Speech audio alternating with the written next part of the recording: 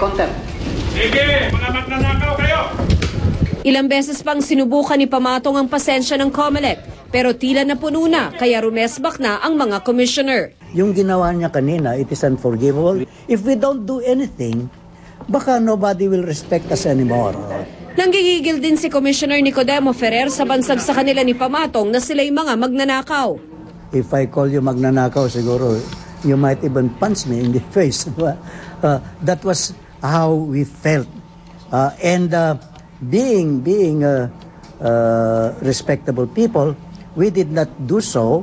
We did not punch him in the face, but we ordered his arrest. Sa session hall ng COMELEC, pansamantalang idinitini si Pamatong habang hinihintay ang written order ng 2nd Division. Pero paglabas ng kautusan, agad siyang pinosasan.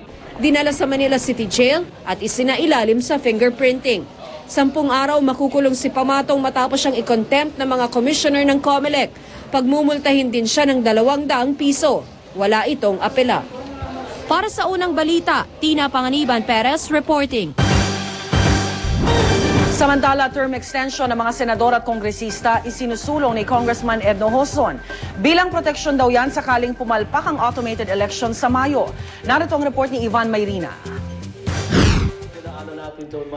Ano nga ba ang mangyayari kapag hindi nagkaroon ng eleksyon sa 2010 o di kaya magkaroon ng malawakang failure of elections tulad ng pinangambahan ng ilan? Sa katapusan kasi ng Hunyo, mahigit 1.5 buwan matapos ang eleksyon sa May 10, sabay-sabay mag-e-expire ang termino ni Pangulong Arroyo, Vice President Noli Di Castro, Senate President Juan Ponce Enrile at House Speaker Prospero Nograles. Kaya para raw maiwasan ang krisis sa pamumuno, inihain ni Congressman Edno Hoson ang House Bill 7108 o ang Holdover Act of 2010. Nakapaloob sa panukala na kung sakaling pumalpak ang automated elections, pwedeng mananatili muna sa pwesto ang mga kongresista at senador na hanggang 6 na buwan hanggang walang mga bagong opisyal. Pag merong buo yung Kongreso, meron ngayong magiging Senate President at merong magiging Speaker. So under our Constitution, yung Senate President ngayon magiging acting President.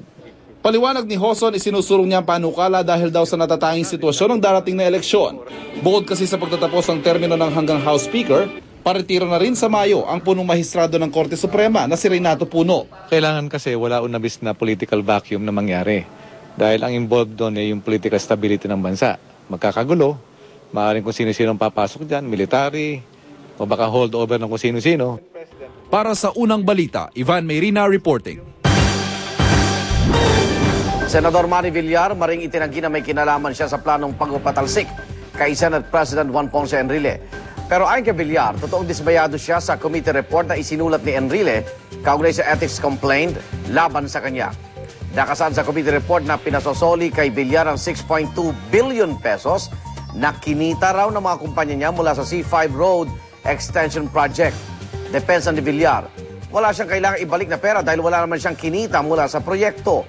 Pariwala naman ni Enrile, hindi ang issue ng C5 ang pinag-uugatan umano ng planong kudeta. Nais daw ng grupo ni Villar na kontrolin ang canvassing ng boto sa pagka-presidente at vice-presidente sa eleksyon 2010.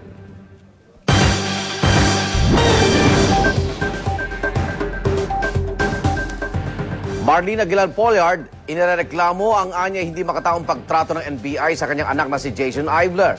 Kasabay nito muling iginit ni Marlene na hindi niya alam na nagtatago sa kanilang bahay si Jason. Narito ang report ni Emil Sumangil.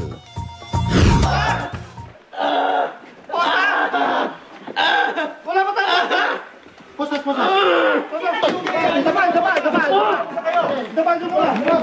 Sila ka na! Akala ko, hindi lumakad! Diba, sa tabi natin! Pare sa paa! Tulong!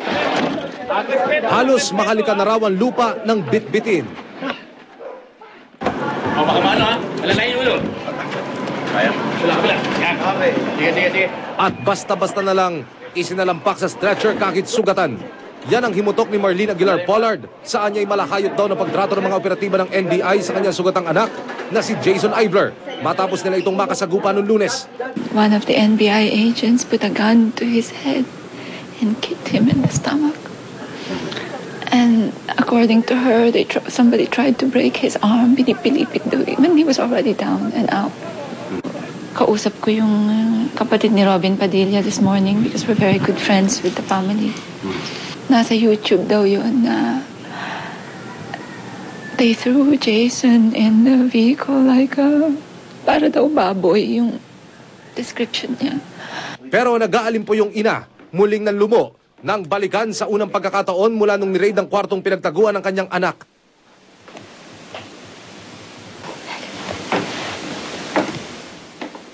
Pero malinaw ang paninindigan ni Marlene, hindi raw niya itinago sa kanilang bahay si Jason. Ni anino nito, hindi raw niya nakita bago ang nangyaring sagupaan. Ang alam daw niya, tumitigil sa kanyang mga kaibigan si Ivler. The house is big. It's a huge house. It's almost 1,000 square meters. Pero nang isagawa raw ang raid, wala na raw duda sa isip ni Marlene na lalaban hanggang katapusan ng kanyang anak. Kahit tanungin niyo po yung mga nasa Air Force or Marine, baliw ka lang pagpapasok ka ng US Ranger kasi they are considered the best. Ang tatalo lang po sa US Ranger is Delta Force. Pag nag-Delta Force ka, kailangan galing ka muna sa US Ranger. At pag nag-Delta Force ka, wala ka ng identity nun eh. Gayunman sa kanyang puso, alam daw ni Marlene na mabuting bata si Jason na minsay sumabak na rin sa showbiz sa sikat noong teen-oriented show na TGIS. Para sa Unang Balita, Emil Sumangil, reporting.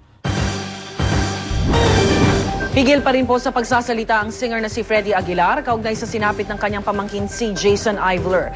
Sa isang text message, sinabi ni Freddie na wala pa siyang masasabi sa ngayon. Kailangan daw niyang malaman ang mga tunay na nangyari bago siya magsalita. Gayunman dalangin niya na